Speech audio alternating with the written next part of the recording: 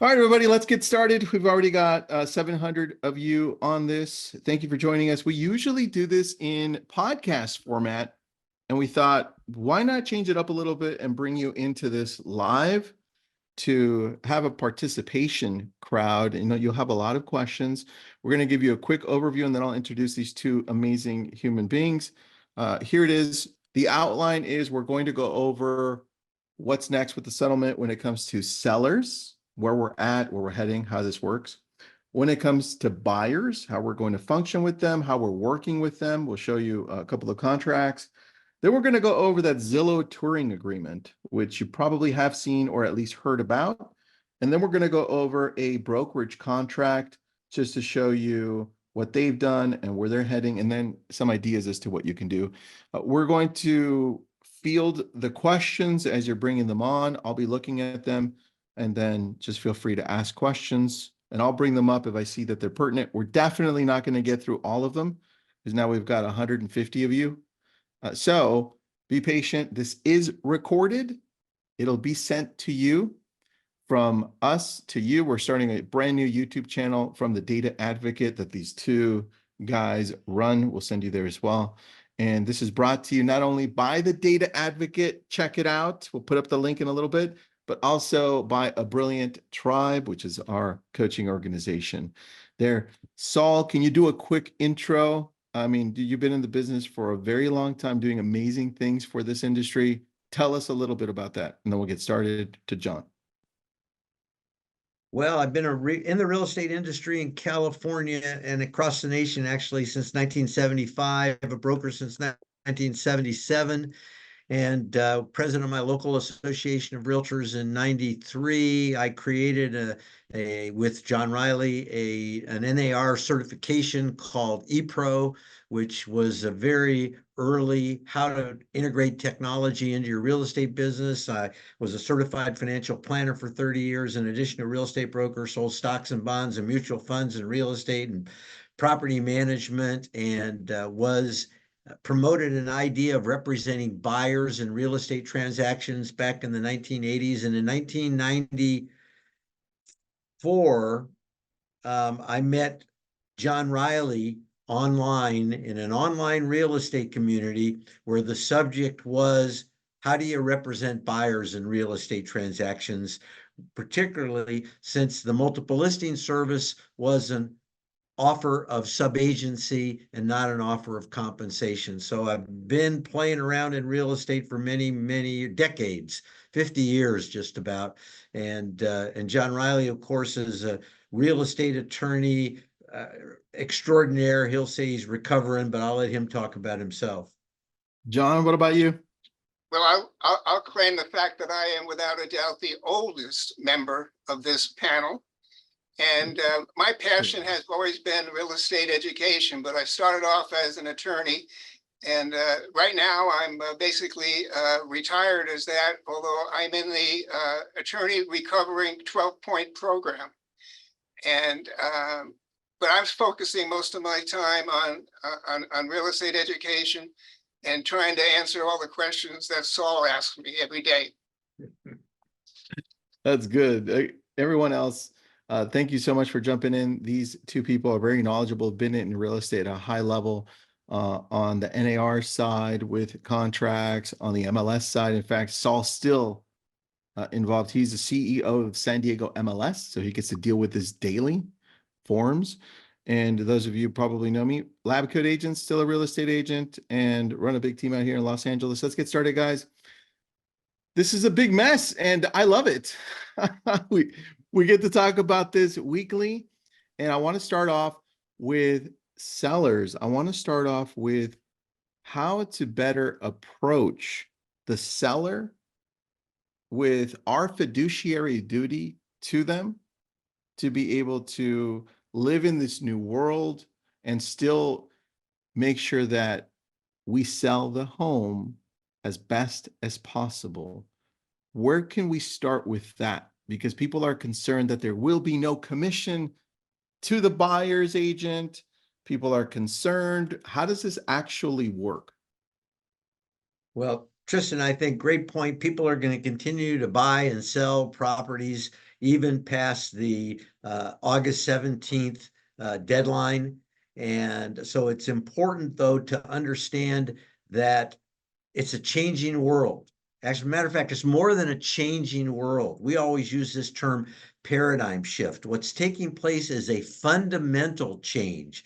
It's not going to be necessarily anything like you expect it to be in the way it's been in the past. This is a big change, fundamental change to the way people list homes and then purchase homes. But again, the demand is still going to be there. What happens now, know this, that an MLS has been an offer of compensation. It's been defined as an offer of compensation. And a major piece of change here is that the MLS will no longer be defined as an offer of compensation. And that's an important thing for people to know. So when you're talking to sellers, if in fact they've read or heard about this, you want to have conversations, I believe, with them about not only the way that it is now, but how it was, why there was a shift, and the importance of buyers being represented in real estate transactions. So we never had to explain very much to a seller how important that person representing the buyer was. We just belonged to the MLS. People who represented buyers would bring in offers. The MLS guaranteed that there would be compensation to them. And when you were on a listing presentation, you didn't have to make the case for the person who represents the buyer. Well, that's a big change. I think it's critical that you make the case for the person who represents the buyer, how important it is, how it's important that the buyer has their own representative, somebody who's got a fiduciary duty to them. I think it might also be important. You might have sellers that believe, have read somewhere, the Wall Street Journal, the Washington Post, have read that they don't have to pay commissions to buyer representatives anymore. And I think that they got the wrong impression if they believe that. Yep. And so you need to kind of condition them to the idea that it's changed. There's a reason that people who represent buyers need to be paid, and that, think about this, people who represent sellers will say that sellers pay the commission. People who represent buyers will say, no, the buyers really pay the commission. And if you really look at it, you have to have both or you don't have a commission. You need to have a buyer and a seller. So really, it's the coming together of the buyer and seller. It's the transaction. Yes, the commission appears on the seller's closing statement, but the fact is you need a buyer and you need a seller, and it's the transaction that generates the commission, and the commission is embedded, so to speak, into the selling price. And what's always important to the seller is what they net. And if you've been listening to people talking about this for a while, everybody's saying the same thing. It's the seller net that's important. It's the transaction that generates the commission, and the buyers need to have that representation for many good reasons that we could spend a lot of time talking about it. But, not only did they find the property and bring them into the deal and fill out all the forms and help them get the loan and help keep them in the deal, and right, so many things that somebody does to represent a buyer, and that's all value, got a value. And there has to be compensation for it. So you might have somebody who brings in an offer. In that offer, ask that the seller offer concession to help pay the buyer. Expect that to happen, and prepare the buyer or the seller for that to take place. The challenge that a lot of real, so I'm doing this, right? We're going on a listing presentation tomorrow, and the commission has already come up locally here for me, and the challenge that a lot of agents are having when they heard the word or they heard the phrase that the compensation is no longer going to be offered from the broker, they instantly assume there's no more compensation. The word compensation, which we'll go over compensation concessions later. Compensation. So now here's the clarity that, by the way, everyone, that Saul and John gave me a few weeks back. When they said, Tristan, you as the agent representing the seller, this is for you listening in, everyone, you owe and you have a fiduciary duty to your seller once you have everything signed to let them know how the markets work. And how the markets work in real life is that some buyers out there are working with other agents. And in reality, if I let my seller know, Mrs. Seller, Mr. Seller, there are going to be buyers out there that are working with agents, and they may need to get compensated. So if you want to get the bigger realm of activity into your home, my suggestion is you offer some compensation based on my experience. Obviously, it's up to you. Then they're going to ask, because they're already asking me, whoa, what do you recommend? Right? And I'm saying, look, it's up to you. Here's what's happened over the last 10 years. It's going to change. I don't know, but it's up to you. I need you to be open to it because it's going to happen based on the new rules. The buyer's agent is going to submit an offer, and with that offer is going to come a price of using that agent. And then that's where we start negotiations. I think a lot of people don't understand that piece, right? John, what do you think? Well, I think negotiations is an awfully big piece in the new way to sell real estate. And negotiations now begin between the seller and the listing broker. And here's something that they have more control over. You know, right now, when you think about the Department of Justice and the law cases and things like that, we can't control what the Department of Justice does. But there are things we can control. And one of them is when we have a presentation with the seller, we can explain to them how the new real estate marketplace, works. And the issue of commissions is extremely important. And later we'll distinguish that from, concessions. But a whole strategy now needs to be kind of reworked with how you work your listing presentation, which is something you have control over. And I just tell agents not to panic over what they've read and what they say might be the Department of Justice's concerns, but to do the things that you can control. And one of them is having a good counseling session with your seller. Very true. And I'm going to put in here the link to the proposed changes. They're really quick so that we can go over them. And I want to go over them really quick. Specifically, number one, Saul, John, can you see my screen? Yes. I can see your All right. screen. So everyone else looking, there's only 3 pages to this. There's 13 points. I think the last one said 12, but it's 13. And if we go through and take a look, right at the very beginning, Saul, this was the part you were talking about that is talked about at the very end as well, which is it the compensation that we were concerned about? Yeah, so this settlement is over 100 pages long, but the most important piece for people, if they really want to wrap their arms around this, is paragraph 58, I through I 13, 1 through 13. And all the the way first down. one, and this is all the way down, but the first one is really the one everybody understands, and let there be no ambiguity about this at all, where the MLS used to be an offer of compensation. What this civil litigation and the settlement have brought us to is that where the MLS was once an offer of compensation, where the seller signed a contract with the listing agent, and then the listing agent would share commission. That's the way that it was set up, and everything took place. That offer of compensation was broker to broker. And what this settlement does, is it takes the MLS and makes the MLS no longer an offer of compensation. And again, compensation being defined here as the commission that flows between the listing broker and the buyer broker. And so no longer is the MLS an offer of compensation.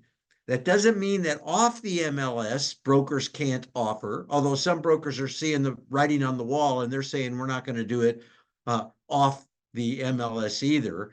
But the compensation is the flow of dollars between the listing agent and the buyer's agent from broker to broker, and the MLS can no longer be a platform for that to take place. And that's a key point in understanding this. All right. So then clarify this, either one of you, the word compensation, because this is the one that's getting confused by agents out there. Compensation, and then we go to the last one, which should read 13 there. But we go to this last thing where they talk about concessions. It says the practice changes in paragraph 58 of the settlement agreement shall not prevent offers of compensation to buyer's broker or buyer representatives off the MLS listing service, or here it is, the sellers from offering buyer's concession on the MLS, buyer's closing costs, so long as such concessions are not limited to or conditioned on the retention of or payment to a cooperating broker, buyer, broker, or other buyer representatives. Give me the difference here between that paragraph at the top and then concessions, because that's confusing people. Yes, this is real important. This is just language, nomenclature, but it's important to understand it. We've defined compensation as payment from broker to broker. That's compensation. And concession, we define as compensation from a seller to a buyer. So there's a difference in compensation and concession, and that distinction is very important. So no compensation through the MLS, no broker to broker on the MLS. There could be compensation broker to broker off the MLS, and concessions can be made on the MLS. That's seller to buyer, and they can be made off the MLS, concessions as well, seller to buyer. As a matter of fact, concessions have been made for years. Every offer you present's got some kind of request for a concession. I mean, if you think about it, it's when the seller concedes in some way. If the seller agrees to a price less than the listed price, that's a concession, right? If the seller agrees to pay for a new roof, that's a concession. If the seller agrees to pay a home inspector, that's a concession. And concessions are allowed seller to buyer on the MLS and off the MLS. What's not allowed is compensation through the MLS. That's what's being eliminated. Well, hold on. Through the MLS, and then what about if I decide, this is the one that everyone's like, well, we can go around the MLS. John, Saul, I'm going to create a website right now that's called Compensation to Agents. And now I'm going to connect it to the MLS, and now everyone can see the compensation that I'm offering to agents on every listing. That's what I keep on hearing. Well, there's going to be a penalty for that. Any company that does that, if they have the feed from an MLS and then they have this make-believe offer of compensation on their website, the MLS is going to cut off their feed. So there's a specific provision in the settlement prohibiting that type of mimicking and imitating the MLS. And the penalty is loss of your MLS feed. Yeah. So remember that there's an intention behind this. And the intention, you got to look at this from the plaintiff's perspective and from the Department of Justice. And the Department of Justice is not a party to the litigation, nor are they a party to the settlement. But the Department of Justice is really big on antitrust. And so this litigation revolved around antitrust issues. And we might say we don't believe it. We might say it never happens. We might say they just don't understand. We might say that they're idiots for pushing the industry and they hate it doesn't matter what we think. The fact That's is, the true. Department of Justice believes that commissions have been held artificially high because of the offer of compensation through the MLS, and they want to eliminate the offer of compensation through the MLS. And so Yeah. that's what's happening here, is the offer of Yeah. compensation Yeah. is Here's leaving the the key. MLS. John, you want to say something? Yeah, I had a comment about this paragraph 13, and it says that that you can have concessions as part of your closing costs, but there's no definition of closing that says specifically that you can put the offer of paying the buyer broker as part of the concessions. So in other words, as true with a lot of things in this proposed settlement, there's a lot of ambiguities, which is creating uncertainty amongst brokers and their agents out there. And I think this issue of how you announce that your closing costs are okay, provided that they're covered under this particular paragraph. I mean, it would have been a lot better if they included in their closing costs include buyer broker fees. This is Yeah, what but then many brokerages are doing. They're saying to their agents, well, it's got to include the buyer broker fee as part of the closing cost. But to me, that's not clearly stated. no, it's not. Here's my question then to either of you. Saul, you're currently running an MLS, right? So the San Diego MLS, you're the CEO there. You get to deal with this whole thing like live. This crap's happening to you and your members. So I have a question about concessions, because this question comes up every day in lab coat agents.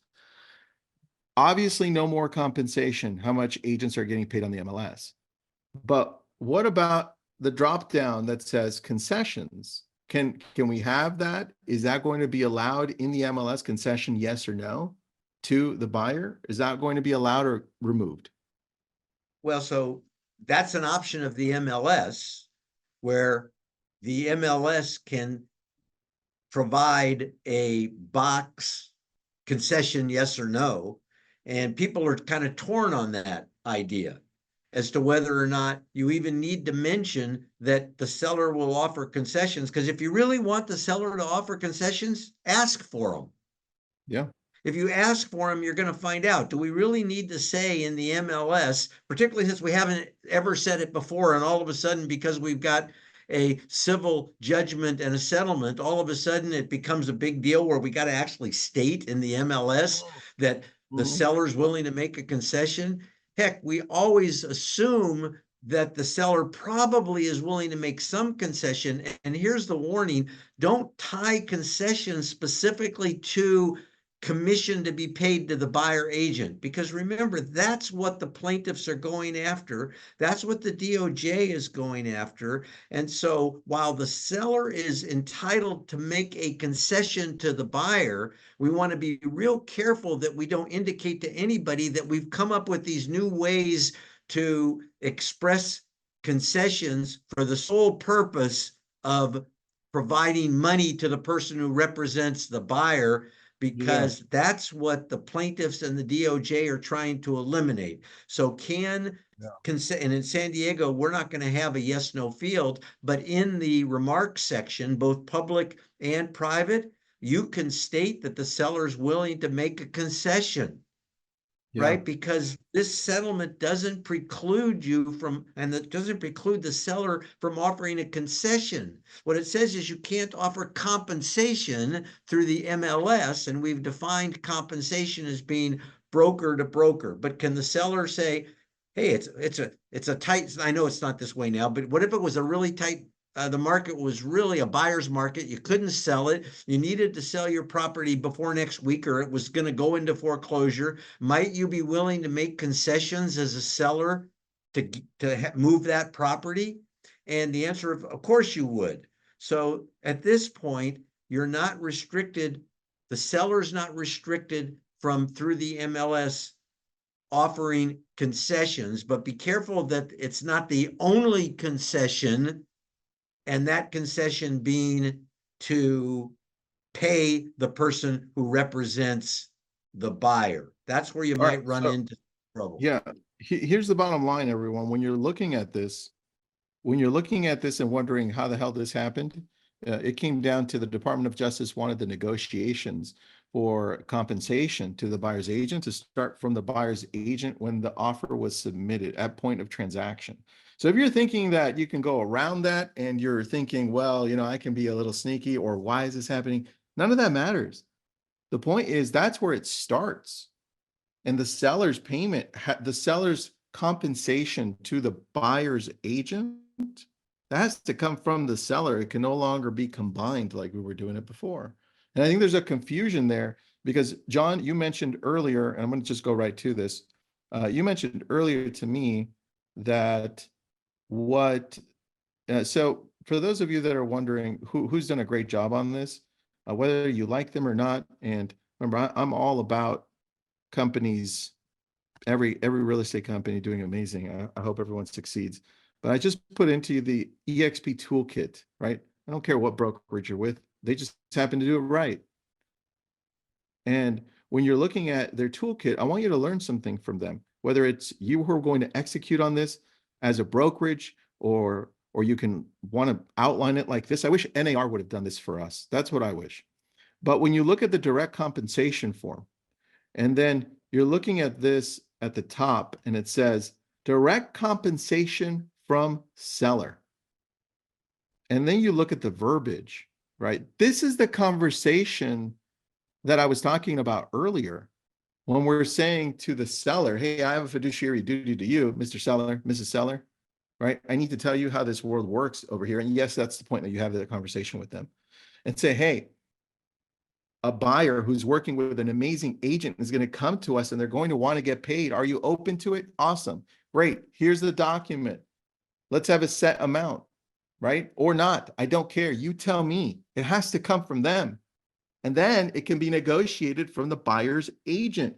You all have to get better at negotiating, because now we're going to talk about the buyer side of this. Saul, John, if we shift over to the buyer side. Now, I get an online lead.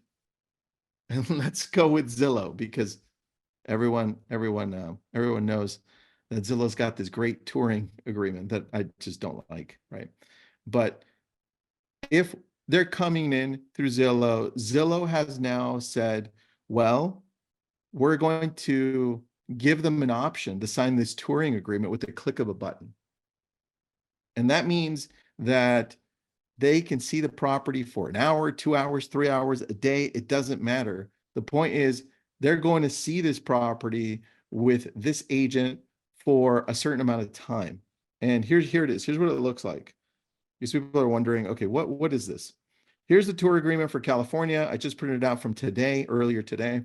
It says purpose of the agreement. The sole purpose of this agreement is for a broker consult with buyer regarding specific properties. And look at this. These activities collectively constitute touring services. Nowhere here, look at this. Nowhere here does it state how much I'm getting paid. It says no fee for touring service. How is this possible? Saul, John, how is this possible for us to have some type of an agreement with no payment? Are we just door openers? Well, so it's kind of interesting because that the second major point in this settlement is that you cannot take a buyer on a tour without a written agreement. And that's a major change in the industry. Written agreement. Yeah. Right? That's a major change. Because I used to always say the way the real estate industry works is work for free, work for free, work for free, work for free, close a deal. You didn't ever get anything signed. You got agency disclosure, but for the most part, people didn't have contracts with the buyer because it wasn't required. And something else that's important, when I first got into real estate, we used to say list to last. Remember that? List to last. If you wanted to survive in the real estate industry, you had to learn how to become a listing agent. But the way you made money the first day you got your license is you get a buyer, you could take them in, sell them a piece of property, drag them across the finish line, and the MLS made sure that you were compensated. So it was list to last. Listings are not easy to get. You have to build trust and confidence. You have to build rapport. The seller is not going to sign a contract with somebody they don't know. You have to convince them. You have to do all the things to build the trust and confidence so that the seller will sign a document that allows you to market their property for sale. You didn't have to do that on the buy side. No. Now you have to get the buyer to sign something. And so the question is, do you really believe that if you can't make the case for why you are the very best at what you do, that a buyer is going to sign something and commit monetarily to you? And so what Zillow did, so first of all, what Zillow's done here is they've satisfied the requirement. The bare minimum. The bare minimum. The bare minimum. But I would say to a lot of agents, have you ever taken somebody out and shown them property and you didn't make any money? I think it used to happen all the time. Maybe that's not the case anymore. No, right? That's still the case. So you're not giving anything up, particularly if you make that agreement for like 3 hours.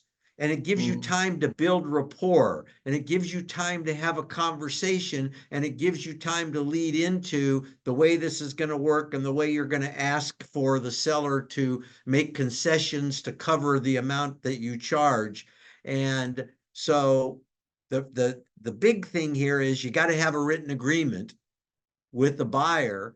And is a buyer going to make, and the least amount of commitment that you ask the buyer to make, the easier it's going to be to get them to sign something. So that's what Zillow's figured that out, right? And that's why it's zero compensation. Yeah, zero. Correct. Albert, I know you asked the question. Zillow's saying they're not going to compensate you. In that agreement, yes, it's just a touring agreement to open somebody's door. That's it. It's just satisfying the requirement, right? It's just satisfying the requirement in the settlement that you have to have something written before you can show property. Well, I think the confusion goes to the language that wasn't used there, because it does say a written agreement, but a lot of people confuse that with a full buyer representation agreement. Yeah, they do. Yep. And that's difficult to obtain until you develop that relationship that Saul was talking about, and as you tour the property. And that's where there's a disconnect there, because it's not a requirement that it be the actual buyer representation agreement. It could be a touring agreement. And the thing, like with the Zillow form, they make it available. There's no copyright on it. But if you look at it, they outline maybe 23 states where they have their own form. But it's really the same boilerplate form with one paragraph that says, in this state, we will comply with our laws regarding transaction broker. In another one, it says, in this paragraph, we'll comply with the state's requirements of agent, direct agent facilitator, a facilitator. And the rest of the form stays the same. Later, I think Tristan will get into the other forms some companies are using. Yeah, I want to go to you, John, on this one, because as we're talking about this, or Saul, in number, what is this, 6A, I think it is, right after it says buyer enter into a written agreement before the buyer tours any home. That's what Zillow just did. But then look what it follows. I need you to explain this to the audience. It says, to the extent that such a realtor or participant will receive compensation from any source, the agreement must specify and conspicuously disclose the amount or rate of compensation it will receive, or how this amount will be determined, and the amount of compensation reflected must be objectively ascertainable and may not be open-ended. Buyer broker shall be whatever amount the seller's offering, right? Explain me this right there. Let me stop sharing, because here's what I'm thinking. I'm gonna stop sharing and then I'll tell you what I'm thinking. I'm thinking I get a buyer from Zillow, free tour. Let's just go with the free tour. All right, great. I take it. Let's say I'm barely making it. I want to help this guy. I want to make money. I want to put my foot in the door. And then I have them sign a buyer broker agreement. And I say, Mrs. Buyer, Listen, I'm still not going to charge you anything. But I'm going to put right here in this number that I'm going to charge the seller a certain percentage. And if they don't pay me that amount, don't worry, because I'm not going to charge you the rest of it. I'm just putting an amount here so that if the seller pays me, I get paid. If not, I don't get paid. I'm actually hearing this from other people. I don't think it's wrong or right. I'm just throwing it out there to see what you guys have to say about that. Well, so I'll go first. That's part of the difficulty, is getting a commitment from a buyer to pay you something. And so the idea of a touring agreement actually makes sense to me, because it allows you time to, and it satisfies the settlement, right? Because you stated an amount and you're not going to make any money and not take it from any other source. But one of the things I used to say when I first started talking about this, the settlement became public on March 15th, the Ides of March, right? And we're not going to know best practices for a year or two. We're not going to know it's kind of interesting, because when there's ambiguity, somebody's got to figure out specifics. And either you can figure it out by having a section that's a definition section that's very specific and explicit, or you can figure it out through litigation. Yeah. And what's probably going to happen is a lot of these questions that people ask are really unknown at this point. Best practices are unknown at this point in time. And so for me, the idea of a touring agreement makes sense. The idea of not asking for a full commitment makes sense. There is an issue where, what if the buyer agrees that I can be compensated, let's say, a percentage, and then the seller offers me more? Yeah. Can I take more? That was a question that's come up, right? Well, I agree, I'm going to do it. And we're going to ask the seller to pay me. We're going to ask him to sell me 2%. And then we find out the seller's offering more than that. Can I take more than that? And how do we get around that hurdle, right? Or should that amount go to the buyer as a credit to the buyer, because I've agreed to do it for a lower amount? And John, There's I a don't question. know if you've got Actually, there's a comment. Mike, you make a good comment. I'm just trying to catch up with the comments. Mike Nielsen said you can't work for free, zero, because E&O will not cover you. How do we deal with that? And because I know a lot of agents right now in states that allow, like California, you can pick up and tour an agent and tour a client, and it's working for free. You have no contract. It happens all the time in California. So how would that work? Yeah, how does that work? First of all, I'd say talk to your E&O provider and find out. Secondly, it could be a nominal amount of money. And third, you're absolutely right, Tristan, it happens all the time in states that don't require contracts. Yep. That's exactly what you're doing. So I would say you need to check with your E&O provider. Yeah, because the answer should be within the buyer contract that we'll get to, shortly. But I think the touring aspect of it is, if you have a short period of time, a duration could be only for, let's say, a week. And then it will, if it's not working out, then that agreement can expire. And, a week or two later, the parties can then say, well, let's sit down and have that long meeting that you think is important, the counseling session with the buyer and the buyer agent. And then we'll commit ourselves to a certain figure at that later stage. Now, you can't take what you use in the touring agreement and you don't have a duration on it, and it doesn't expire, and then later you want to amend it, amending that buyer agent agreement that you committed to at the stage of the tour. You're not going to be able to do it without everybody's party's consent. So it's Yeah, almost better, and John, to let it expire, to have it expire rather than worry about amending it, which means shorter terms. Shorter Right. term could be better. yeah, Yeah. here's what we're noticing, everyone. Is it, we're also getting some other comments, and they're coming in pretty fast. So thank you so much for participating. There's no way we'll get to all the comments or questions, but we have noticed that things change so quickly, and they're going to continue to change through the next few weeks. In fact, I thought I read this morning that the CFA suggested or said, hey, you know what, instead of a percentage, it should be an amount, right? But it was more along the lines of a discouraging practice. I think it's saying we shouldn't do that.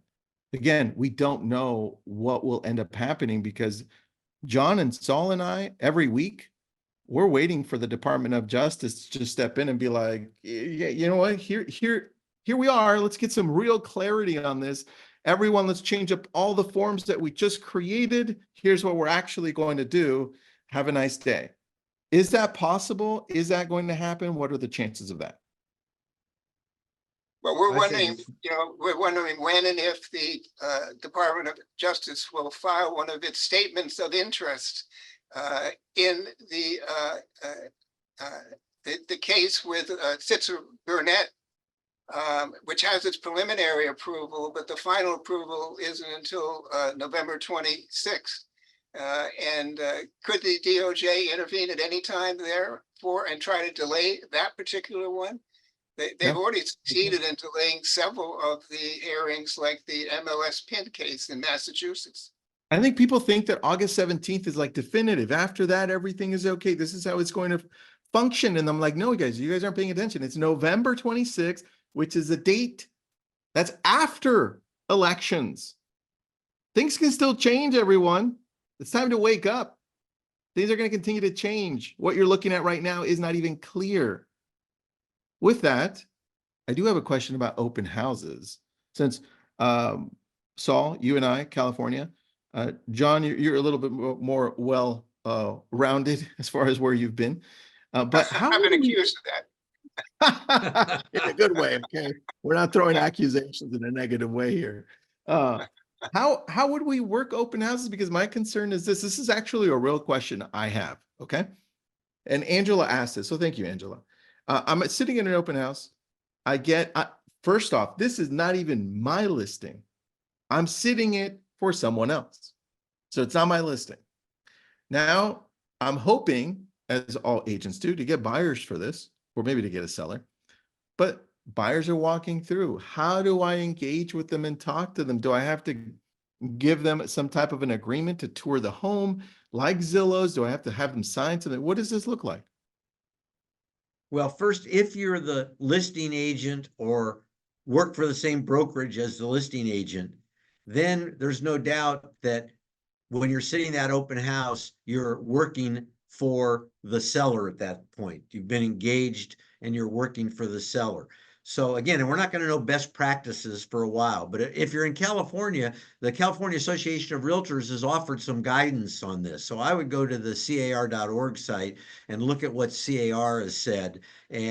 But if somebody is coming, you're not going to be able to stop them from coming. You want them to come to the open house. You have a fiduciary duty to the seller, but you need to make it clear that you don't represent them. And we've seen different forms that some states, some brokerage firms, entities have been promoting, because it is kind of a tricky question. But I would say that this working for is a key piece to this. And who are you working for? And when somebody walks into your open house, there's no doubt that if you're working for the listing broker, no doubt you're working for the seller at that point. It's just at what point do you cease to be working exclusively for the seller and begin to work for the buyer? And at that point, you probably need to have some kind of written agreement.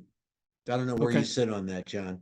Yeah, I mean, when you suddenly switch it from, oh, here are the facts about the property, into, well, here's how it fits into the market conditions, and here's some of the benefits of this, and you start advocating for them, you are then switching from totally starting as the seller's agent into what might be called, a buyer's role. and you're going to have to face the fact of is there any kind of dual agency situation or divided agency, which has always led to a lot of breach of fiduciary duty lawsuits. And So I know some brokers actually post a sign, or when they have people sign in, they hand them a form saying, "I represent the seller, and don't disclose to me anything other than facts about this particular property." well, that's like Dragnet, only the facts. I like it. I had Ann said, and brought up a good point. Procuring costs goes away completely.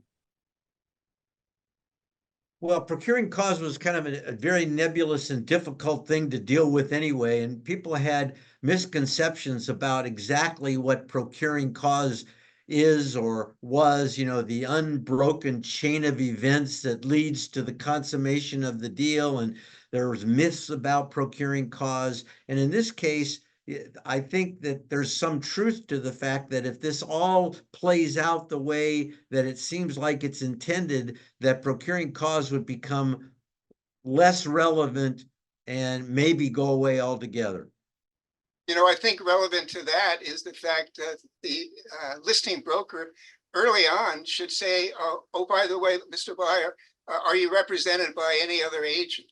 Because, if that is, then you're going to deal with how you handle, a represented agent, and your company office policy should specifically address that issue of how you want to conduct the open house.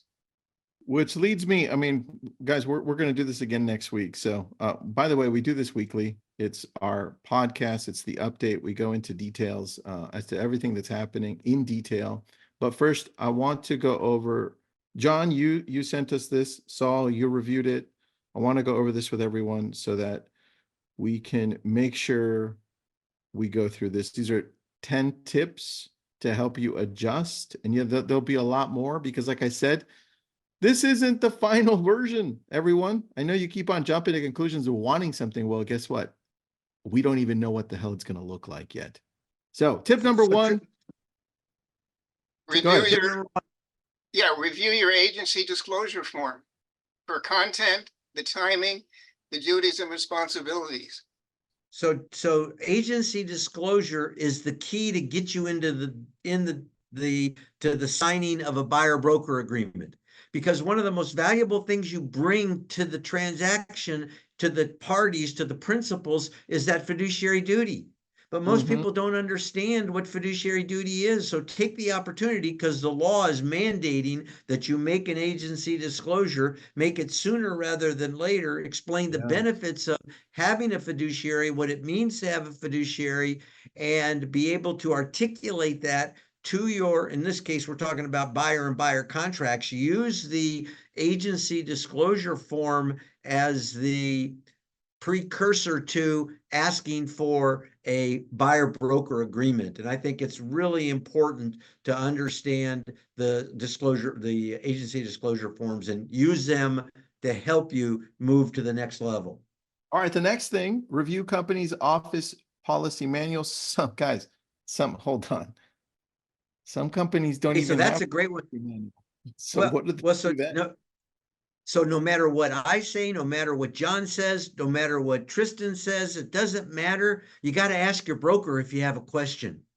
Yeah. It's critical that you talk to your broker about this. And yes, brokers need to have a manual. And if they don't, that explains this. And if they don't, they need to put one together, talk to people, hire counsel, whatever is required, so that they can instruct the people who work for them. So key piece, review the company's manual, office manual. Brokers, if you don't have one, you need to get one as soon as you can. And I would add that if you have it checked by your attorney, it should be a real estate attorney who also has some skill of the antitrust issues, namely the NAR settlement that we're talking about here. Yeah, you got it. And guys, I put up a link to, I got a few questions about it. I put up a link to the podcast. We've done a few episodes of this one, of where we're heading, what's happening weekly. Things are changing fast. They're going to speed up over the next few weeks. Things are going to change even faster. So subscribe. We do this weekly, and obviously tune in, but let's continue on this one. Here we go. Tip number 3, evaluate risks of any broker to broker compensation splits. How do we do this? How do we keep an eye on this? Well, so this, I think what this is about is the fact that people are reading the tea leaves. They believe, and John and I believe this probably as well, that the DOJ is sitting back. We know that they're not done with this. We know they filed a statement of interest in the MLS PIN no select case in Massachusetts, and they've held up that settlement. So the DOJ is watching. They're very interested. We know that the DOJ does not like this compensation between brokers. And so some brokerage firms are actually coming out now and saying, hey, we're not going to offer compensation. We're going to remove ourselves from the old way of doing business. Remember, we said this is a paradigm shift. This is a fundamental change. And some people are actually, some brokerage firms are actually kind of jumping the gun, but maybe rightly so, because they believe that the DOJ wants to move us completely away from competitors cooperating. And that's a key point.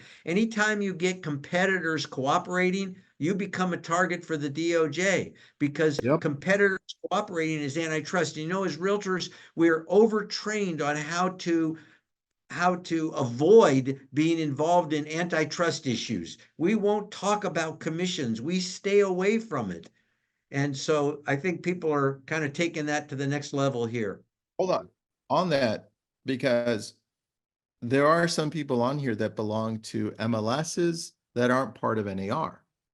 And if those people that are in those MLSs belong to brokerages like Keller Williams, Remax, EXP, whoever, that want to abide by these new sets of guidelines from NAR, then they're going to have to do something different than what the MLS allows, because the MLS is still allowing, those MLSs are still allowing compensation on the MLS, aren't they?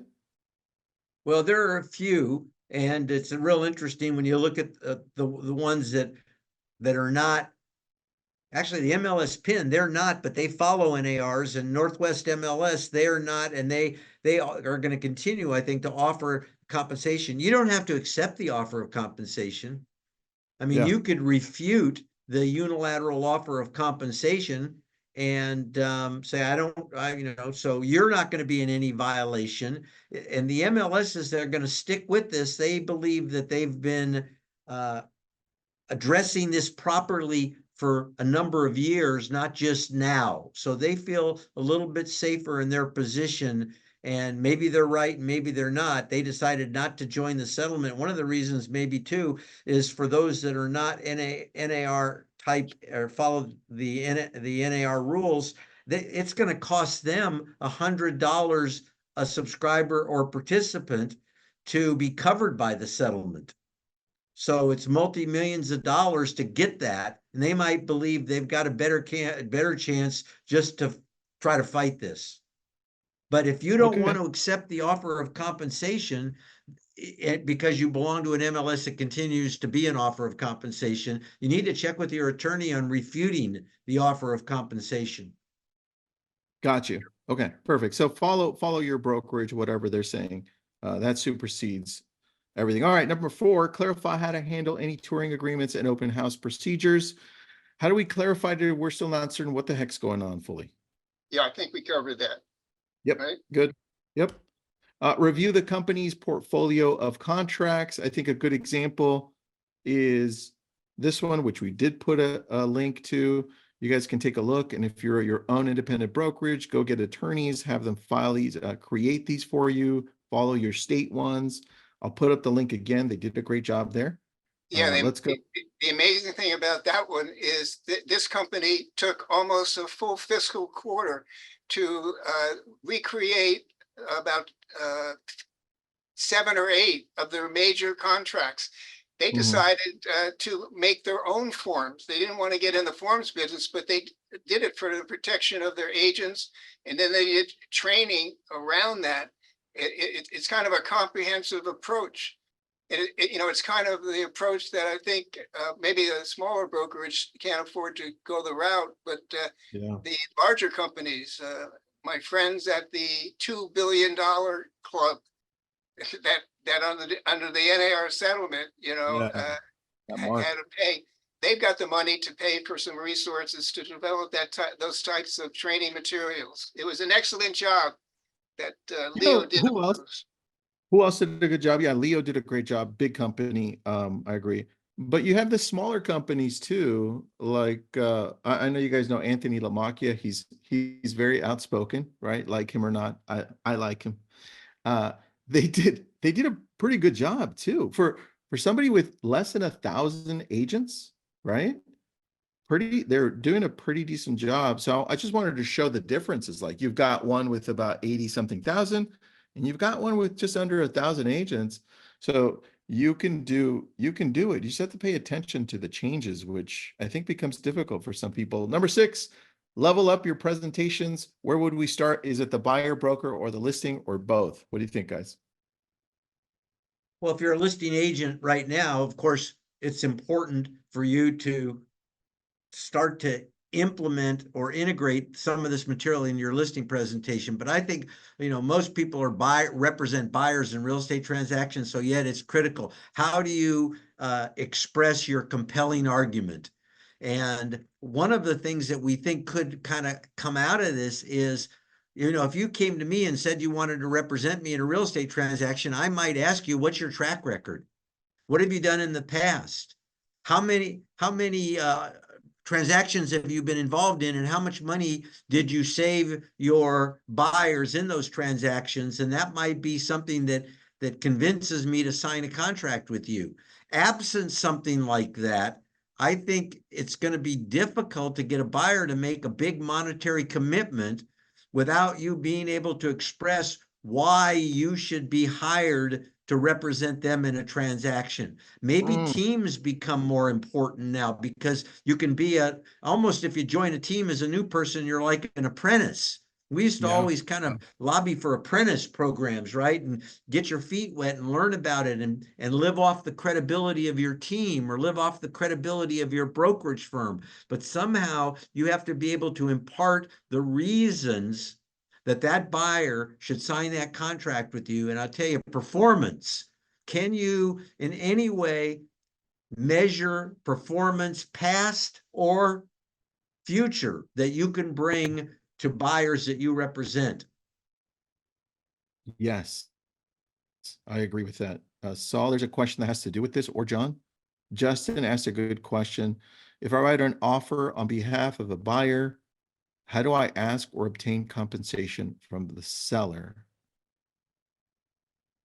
Well, for one thing, I would probably ask for a concession as opposed to compensation, a concession from the seller that helps to pay or pays some amount of commission dollars to the person who represents the buyer. So I would get away from the word compensation. And So I would. even though, I need to interrupt you only there because we brought up a contract earlier. Here it is. Even though there's a contract that says compensation agreement, where this is being signed by the seller, obviously I'm the listing agent on this one, and this is saying, hey, there's a compensation going to the buyer's broker on this. Even though this is stated that way, you would say, as a buyer's agent approaching it, you would say concessions. As a buyer's agent approaching it, writing up the offer to purchase, unless I knew, because I talked to the listing agent, that there was compensation that they had signed. If I knew that, then I would include that in my offer to purchase. But if I didn't know that, I would probably be more inclined to ask for a concession at this point, remembering that there's a difference in compensation and concession. And the settlement doesn't preclude the seller from offering compensation. But remember, it seems to be this foreknowledge of compensation that the Department of Justice and the plaintiffs are after. So your question was working with a buyer. I would ask for in the contract that the seller make a concession amongst other concessions, Got it. a Okay. concession, right, I like that. to, I like that. I like that approach, man. And the cool thing is, Saul, we may change our minds 2 weeks from now, depending on what happens. I'm just telling you the truth. Here no we go. doubt about that. Number 7, negotiations at all stages. I think I'm going to take this one really quick and then let you guys go. This is what the Department of Justice wants. Bottom line, they want negotiations at every step. Like, hey, let's just go back to negotiations. We didn't want this attached to the broker as a fixed commission to the buyer's agent. This is all what it's about. And I think people need to realize this piece, and it needs to be clear in their heads. Negotiations at all stages, guys. What do we have to say here? Well, absolutely, that's what we're looking for. That's what the DOJ is looking for, negotiation at all stages. It really is about how much the seller nets as you make your case as to how much compensation, how much commission should be paid or not.